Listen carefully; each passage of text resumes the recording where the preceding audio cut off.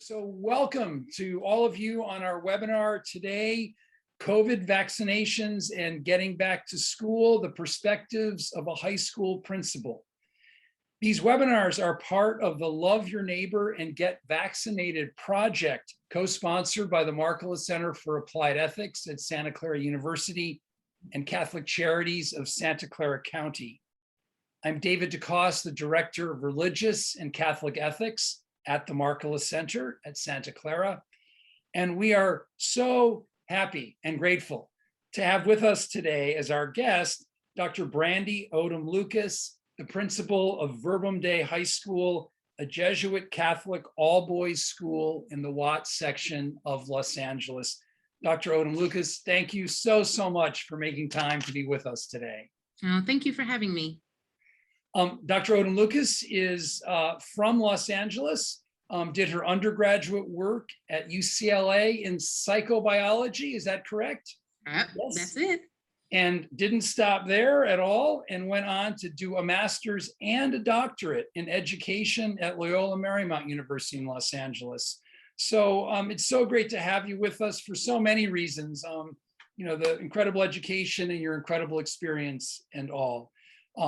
Dr. Odom Lucas. So before we get into our conversation, we wanted to just look at a couple of slides that sort of set a context for our conversation about vaccinations and back to school. And Amana Lydell, our great Santa Clara student, is sharing the slides. Thank you so much, Amana. So our first slide here, this is basic data, United States, overall population, so total population, not just vaccine eligible, but everyone. The US, 58.7% of the population has at least one dose.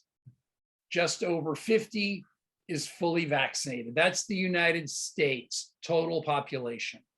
All right, here's California, homing in a little bit to where we are. So California doing a little better. We've got 65.3% of the total population with one dose, and we've got 53.2 fully vaccinated. So those numbers are creeping up. As we understand, as the Delta variant spreads and things like mandates are being discussed, more and more people are getting vaccinated, and we see those numbers creeping up. So, Dr. Odom Lucas, we are looking truly at an unprecedented academic year for getting started. We've had a pandemic, we've had students out for a year, a lot of them learning from home, or perhaps they don't have good internet connections, not maybe learning, or all kinds of things. So for starters, could you please tell us a bit about Verbum Dei High School, a really innovative school? What makes Verbum Dei distinctive there? And who are these wonderful families and students whom you're working with and educating? Yeah, I'd be happy to. So Verbum Dei was created or opened in 1962. It was founded by the Society of the Divine Word missionaries, and it was really opened at in response to the Catholics in this area kind of looking to the church and saying, hey, you guys are kind of quiet about this whole civil rights stuff that we're going through right now. Support us. What can you do? And to that, they said, well, you know, let's open up a school, all boys school. If you talk to people that grew up in the Watts area, they would tell you that they would look at the young men going to Verbum Dei and just be like, wow, you know, because they had their tie and their shirts. We hit a little hiccup in the late 80s and 90s due to low enrollment. And at that time, the Jesuits came on board. There was this amazing new financial model started out in Chicago called the Cristo Rey model, the Cristo Rey network. And basically what that network proposed was, if we allow the students to work in internships outside of the school for 1 day a week, those companies can pay the school and we can offset the tuition for the students. And so this was really innovative. I mean, you got to think it's 20 plus years ago to have Father Foley, who started the Cristo Rey network, realize, kind of see the writing on the wall that financially there's going to be a huge subset of our population that can't afford a Catholic school because the cost of education is rising so steeply. So this model really allows us to provide a Catholic school education to those that can't afford the normal cost of tuition in a regular, traditional Catholic school. I've been here for 17 years, and I can tell you, David, in 17 years, we have not dismissed one student for an inability to pay. I mean, in 17 years, it's huge. And so, amazing program. The boys are, when you talk to, and I call them boys because that's how we refer to them, but I should say the young men, when you talk to the supervisors and their parents and other community members, they just can tell you what positive effects the mentorship and that work placement has on them over the 4 years. These are young men who are just your regular students, David. You know what I mean? Just regular great kids coming from amazing families. The majority of my students live in under-resourced communities, but they don't come from under-resourced families. That's the distinction, right? Yes. Families and communities that they come from are full of just richness of resources. But we recognize at Verbum Day that we are standing in a place in our society where the zip code is a better predictor of what a child can do education-wise than their own intellect. And that's sad. That's a sad statement. And so Verbum Day is here to right that wrong in whatever way we can, given our capacity, our students. That is so moving. And Dr. Odom Lucas, you know, as principal, looking back to the last year, the last incredible year of the pandemic hitting us in March 2020, and then all the effect that's had over the last almost 18 months now. What happened in your Verbum Day community during this last year? Can you give us a snapshot of how it was for your students and their families?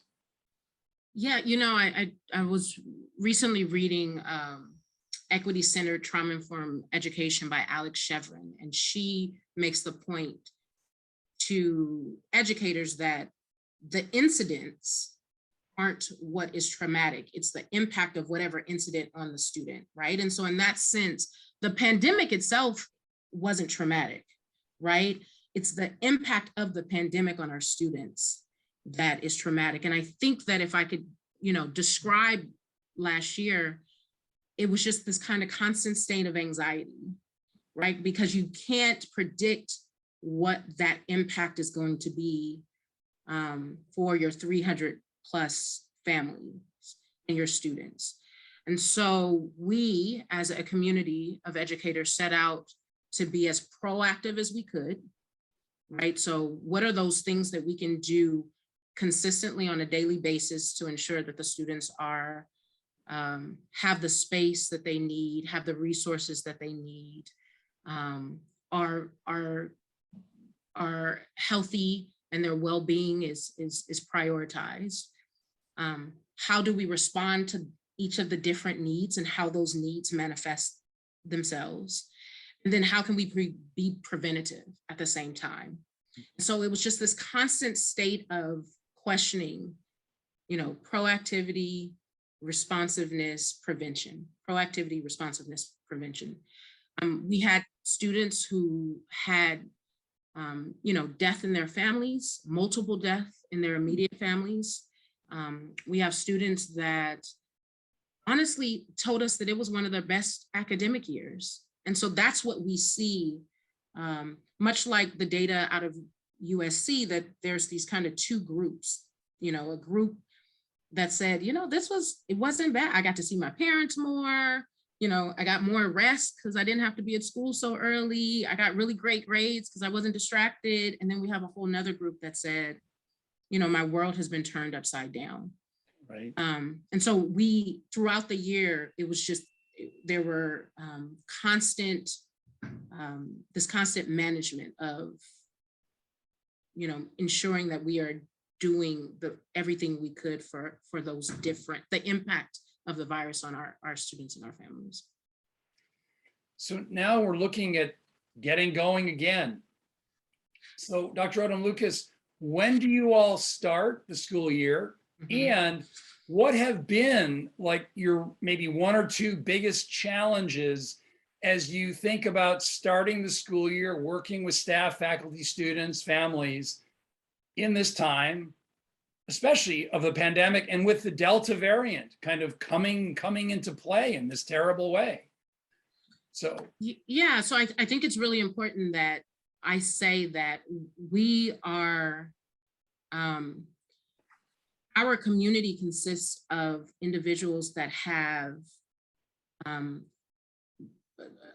different degrees of relationships with the medical community. It is a privilege that I can sit here and tell you that my son's pediatrician has been in our life for 12 years. Same pediatrician, I trust her. And my own physician I've known for years, and I trust her. That's a privilege. And a lot of individuals don't have that same privilege. And so we recognize here at Verbum Day that although we desire for everyone to be vaccinated in our community, it's going to take a little bit more for us to reach that number. So we start on, my teachers, my amazing faculty and staff come back Monday. Students come back the following Monday, so the 16th.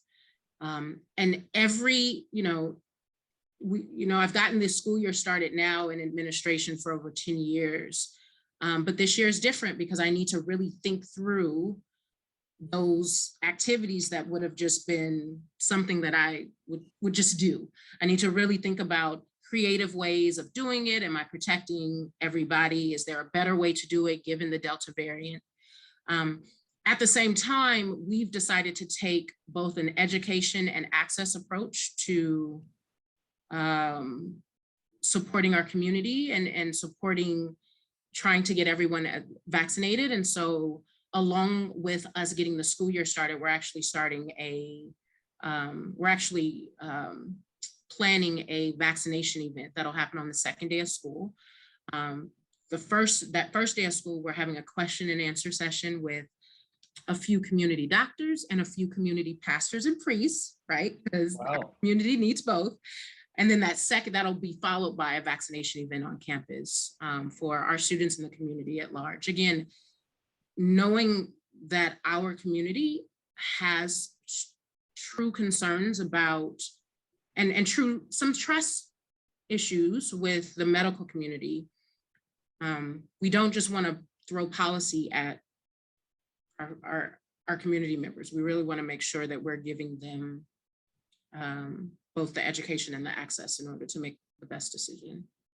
So can I ask just to clarify, because I'm wondering if people listening might be interested. So it sounds like Verbum Day does not have a vaccine mandate. Like you haven't said to every student, get vaccinated before you show up first day of school. And you're not saying that, it sounds like, because that wouldn't work. It would not be well received like at all, it sounds like. So your approach sounds like we want to get people vaccinated, but we want to work with them to really address exactly where they're at. Is that an accurate way of putting it? It is, right? I think when you're thinking about community and you're thinking about solidarity with the community members, throwing policy is not solidarity, right? Solidarity is really saying, what is it that you need? And what we're hearing is that they need to feel comfortable with this decision.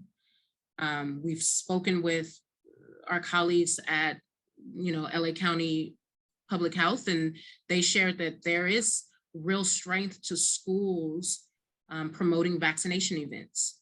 They're comfortable here, they trust us. And so our approach is, how do we leverage our relationships in order to really get them to understand why this is important, why the Delta variant is, causing the havoc it is, and what they can do in order to support the Verbum Day community as a whole being safe for everyone. And to us, a policy is not how you demonstrate solidarity in this situation. It's so striking, Dr. Odom Lucas. So to invite people to think, not so much establish a policy, but think, build solidarity, and then build out from there. That'll get you Yeah. where you really want to go, it sounds like. Mm-hmm. It's so striking. Can I ask how, what have you done working with your staff and faculty around vaccination? Have there been mandates for them that have been issued, or a similar kind of approach? How has that worked? Yeah, so we're actually about 96% vaccinated. And so it seems as though the few that are not vaccinated have a might have some medical concerns, and we're going to work with them individually in order to them, to figure out what's the best for them. I think we all realize, for the sake of the community and our own families, that it's the best thing for us to be vaccinated. But no, we have not come down hard on a policy. We haven't needed to at this point. Another one of these great sort of touch points, of course, in our country and of late has been around masking. And I see the CDC recommended K-12 schools, people should wear masks, visitors, students, staff, faculty. What is Verbum Day doing about masking?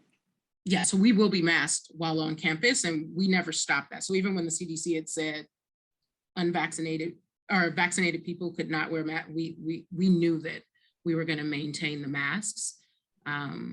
So all faculty, staff, visitors, while you are on Verbum Day's campus, will be masked.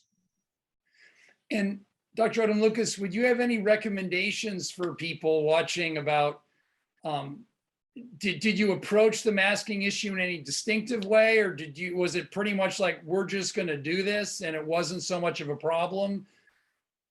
Yeah, at Verbum Day, we always lead with the why, which is something that I learned to be stronger at in my leadership probably about 3 years ago. But I think that parents and faculty and staff, community members as a whole, respond to the need to care for each other while caring for ourselves. So for us, the mask it made sense. I have not, I shouldn't say, we'll see when the first day of school starts, but I haven't had any sort of pushback on mask wearing. But, core to Verbum Day's principles is to be a man and woman with and for others. And so, yeah, I would welcome the conversation. I can't really imagine having that conversation with any of the stakeholders. So the notion of a mask is blended into that kind of logic of what would it mean to be a person with and for others in terms of a mask. Absolutely. So that's really striking again. And so Dr. Odom Lucas, you're the principal of this magnificent school in an under-resourced community with these incredibly hardworking families and their children coming to you. What one or two things as you're all going back to school there, do you want like the larger public to understand about the challenges you all are facing in going back to school? When the pandemic hit and you started to hear conversations around the inequities in schools, teachers, having aha moments regarding how different the home lives are for our students, for different students. I think that educators around the world realize how far we had strayed from being student first. There's so many competing agendas and priorities, especially in under-resourced schools, because many times we are dependent on foundations and donors that have their own kind of ideas around what school needs to look like and be. And so I think that it's very, very easy across the board, no matter what type of school, for us to allow sometimes those priorities to become first over what the student needs. So I think a lot of us educators, myself included, have recommitted themselves to the students and the families that we're serving. And that's going to come with some bumps. That's going to be, I feel, one of the major challenges that we have as we strive to do what's best for the community during this time. That means other priorities are going to get knocked down, and we need people to trust that. I don't want a doctor that doesn't prioritize my health. And we can't have schools that prioritize competing things over the students and their lives. And so I think that's kind of the biggest tension that I see coming down the pipeline. You know, we were allowed for a whole year to be student first when we were at home and trying to do virtual learning. So now that we're back on campus, I think there's going to be this pull to go back to where we were. And there are a lot of educators, including myself, that's saying, we're not going back there. Mm-hmm. That we saw what we were doing, and there's a better way, and we've experienced the better way. And so we're moving forward. And so I think that the public needs to support those educators, support us in doing that, support us in really learning from the past 16 months and moving forward, particularly in Catholic education, where our call is to do more and be more for the students, because it's so much aligned to our faith. I'm not going back. I'm not going back. I'm so struck listening to what you say about Pope Francis. I know has said very clearly, we can't go back to the way things were before the pandemic. If this is many things, but if it's not something that has revealed the kind of depth of dignity and need on the part of other people around us, then we're losing this opportunity. That's been an awful opportunity, so to speak. Absolutely. But an opportunity nonetheless. Absolutely. So Dr. Odom Lucas, what in this moment of unprecedented challenge, and I think that's a fair way to put it because of the situation we're dealing with, what does Verbum Dei High School need now? Ready for this one. So I kind of described the financial model and you know, the Cristo Rey financial model is based on our need to be out and our students to be at work. And that was compromised last year because many of the work, the jobs went virtual themselves. And so as we're starting to get back in the swing of things, we need internships for our students, because the only way that I can ensure that this inner city Catholic school doesn't, that the financial model works for this inner city Catholic school is if we have jobs. That's the only way that it works. I can't charge my families the $1,200 of the cost to educate. And so right now we are in the process of really trying to reinvigorate our corporate internships, because we had a whole year where we were not sending students out. So what do we need? We need any sort of companies, industries, connections that would be interested in mentoring and experiencing my students working in their job, in their offices. We need those to give me a call yesterday, just to make sure that we can keep the train going and still provide this amazing education to the young men. We are one of very few South LA high schools that are still open.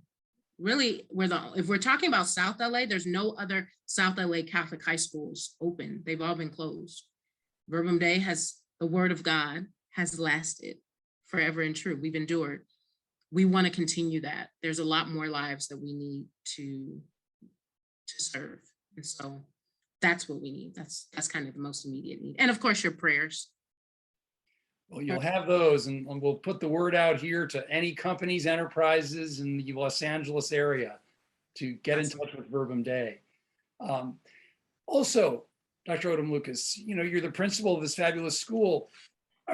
Going through this time, do you have one or two suggestions for your peers at other schools, especially schools in under-resourced areas, as they're going back to start the school year with many families, you know, who are hardworking, but on the edges, often economically and things like that?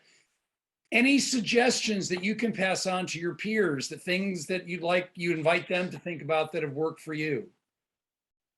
Yeah, every school is different. So, I'm always leery to get prescriptive on what you should do. I would offer these two things. The first is that we need to keep students and families first, period, hard stop.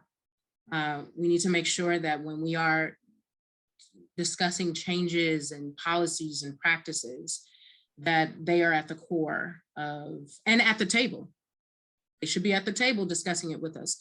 The second thing, and I kind of hinted on it before, we really need to rethink how we view solidarity, right? And really, I was sharing with a group of teachers not too long ago, this concept of righteous solidarity, where I'm literally giving my talents and my skills to be used by the group that I'm serving. So I'm not dictating how I'm going to do it, how you're going to use that. You're telling me what you need, and you're telling me how my talents and my skills can be used, and to help heal and to help bring wholeness back to you and your lives. And so I think we need to really situate ourselves and think about how are we in righteous solidarity with the communities that we're serving, and not just giving support.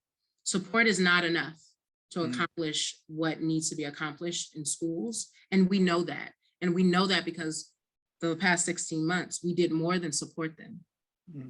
We were in solidarity with them, and we need to continue that as we move forward. Well, righteous solidarity sounds very much like a Baptist Jesuit concept. And I have heard that you are the best Baptist Jesuit around. So let me close with a question here. You contributed a beautiful essay to a book that's coming out next year called Conscience in Catholic Education. And among other points in the essay, you draw on your experience in the Macedonia Baptist Church, a wonderful Black church in LA in which you grew up. Yeah. And really argue there's so many lessons from your experience in that church that can help everyone navigate the racial justice claims and tensions in our society now. So Dr. Odom Lucas, what from your experience in the Black church can help us now to navigate this challenge of going back to school in a pandemic? You should have led with that question. That's a big one. I'll offer these two things. One is that we can no longer, as ministries of the church, ignore the systems that are impacting the people that we're serving. We've kind of strayed away to kind of really focusing just on the individual, but the individual has to reside in these systems. And when the systems are unjust, that is what the church's job, that's the church's job, is to support, to demonstrate the love of God through the challenging of these systems. And I think what we've kind of become kind of complacent on these systems, right? And so the first thing I would say is, the church needs to have a prophetic word, and that prophetic word is not confined to the pulpit, but it's really in the actions and how we support the people of God in challenging these systems that are causing the harm and the trauma that they are causing. The second thing I would say is that the community knows what the community needs. This idea that we need to come into these communities and be prescriptive with what we're going to do and how we're going to do it is not how the people of God should operate. We need to trust the people that we're serving to tell us what they need, and we need to believe in them, and believe in the God that we serve, that he will supply all the needs that are out there. And I think that sometimes even if we are committed to addressing the systems that are negatively impacting the people of God, we want to address it in the way that we want to address it. And so we need to recognize that the community knows what the community needs, and we need to take a back seat and let them take the lead. Again, righteous solidarity, so that we can work together in order to accomplish this. God is in Watts, God is in LA, God is in California. There's so many of us committed to live and love as Jesus did. And it's time for us to really be critical of the ways that we go about that, so that we can start bringing about change and not just support like we've been doing in the past. Well, Dr. Brandi Odom Lucas, thank you so much for those beautiful closing words and for all that you shared with us in this last half hour. Dr. Odom Lucas is the principal of Verbum Day High School in Watts, Los Angeles. So thank you all who have listened in today to this webinar. Please stay tuned. Next Tuesday, we have another webinar on back to school issues and vaccinations. And this one has to do with Gen Z students, so a little more college age, but some of the resistance among Gen Z students to vaccination. And we'll have a great conversation then. So please stay tuned for that. So with that, I will say again, thank you so much to Dr. Brandi Odom Lucas, principal of Verbum Day High School in Los Angeles. And thank you all for listening to us. Good day. Okay.